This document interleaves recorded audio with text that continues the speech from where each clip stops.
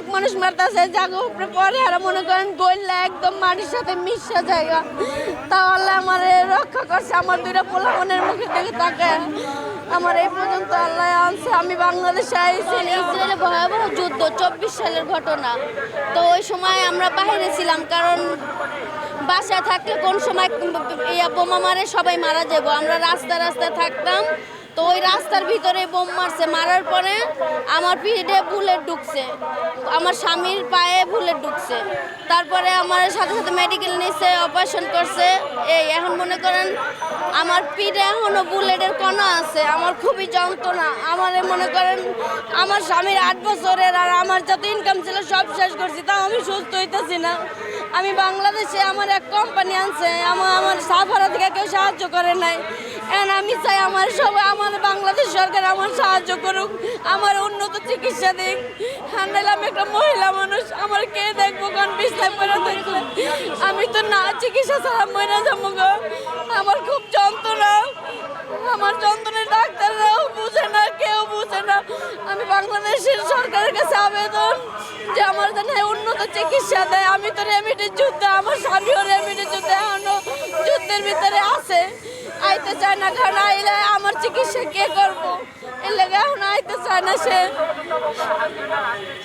চায় না। যুদ্ধের ভিতরে রয়েছে, যুদ্ধ থামলে আবার ইনকাম করবো, এই আশা করে রয়েছে। কারণ আমার কিচ্ছু নাই, তো আমার সবই শেষ হয়ে গেছে গা। এর লেগে আমার স্বামী এখনো রয়েছে, যদি কিছু করতে পারে। কারণ আমি অসুস্থ, আমার কে দেখবো? টাকা ছাড়া তো কোনো জায়গায় যাওয়া যায় না, যে জায়গায় যায় টাকা লাগে। তাও এই যুদ্ধের ভিতরে যুদ্ধ লড়াই করে থাকতেছে, না খায় রাস্তায় পাশে নদীর পাশ সাইডে ঘুমায় থাকে। কারণ ওই জায়গায় তো মনে করেন সব বিল্ডিং ভাঙ্গে আল্লাহ বোম মাইরা। ইসরায়েলের বোমের আহত হয়েছে আমি।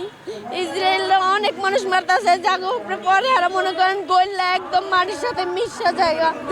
তাহলে আমার রক্ষা করছে, আমার দুইটা পোলা মনের মুখে দেখে তাকায় আমার এই পর্যন্ত আল্লাহ আনছে। আমি বাংলাদেশে আইছি, এখন আমি প্রধানমন্ত্রী আমার একটা কোম্পানি আনছে। আমি সাফারে গেছি, সাফারে আমার কোনো সাহায্যই করে নাই, একটু সাহায্য করে না সাফারায়। তারপরে কোম্পানির মাধ্যমে ওনারা আমার সাহায্য করে ওনারা পাঠাইছে। আমি নিজে টিকিট কাটছি 4.5 লাখ টাকা দিয়ে, আমার তাও আমি আইতে পারি নাই। আমি এতটা অসহায় হয়ে গেছি, আমার পিছু খরচ করতে করতে আমি একদম অসহায়। আপনারা আমার এই পর্যন্ত 20 লাখ টাকার উপরে গেছে গা। আমি এখন রেন্ট ছাড়া আর কিছু নেই। আমি যে জায়গায় যাই এখন আমার এক প্লেট খাবার খাওয়ার মতো টাকা নাই। আমার বাচ্চারা এক জায়গায় পড়ে আছে। আমি মা হইয়া আমি আইছি, আমার পোলা মনে লাগার পর্যন্ত মনে করেন দেখা করতে পারি না, কি করবো?